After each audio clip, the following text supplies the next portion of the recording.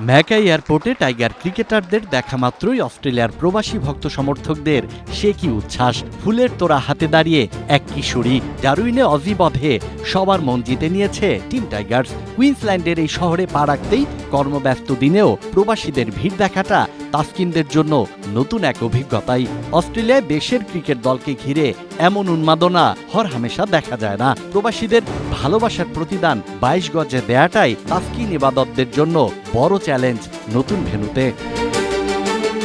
অস্ট্রেলিয়ার মিডিয়া বাংলাদেশ দলকে যেভাবে রেট করছে তাতে প্রবাসীদের মাঝেও এনে দিয়েছে সুখকর অনুভূতি।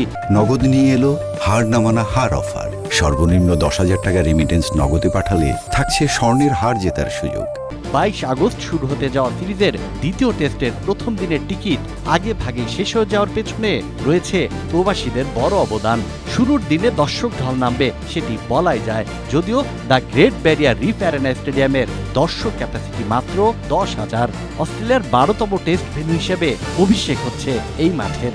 বাংলাদেশ অস্ট্রেলিয়া দুই দলের জন্যই অচেনা এই মাঠ। গত বছর 4 দিনের একটি ইউথ টেস্ট হয়েছে, 2 দিনেই অজিদের হারিয়ে দেয় বৈভব সূর্যবংশীর অনূর্ধ্ব 19 দল। সিরিজের দ্বিতীয় টেস্টে বাংলাদেশের জন্য চ্যালেঞ্জ একটাই, ডারউইনে ইতিহাস গড়া জয় যে ফ্লুক ছিল না সেটি প্রমাণ করতে হবে হাসান তানজিদ শান্তদের। সাজ্জাদ খান, এশিয়া পোস্ট।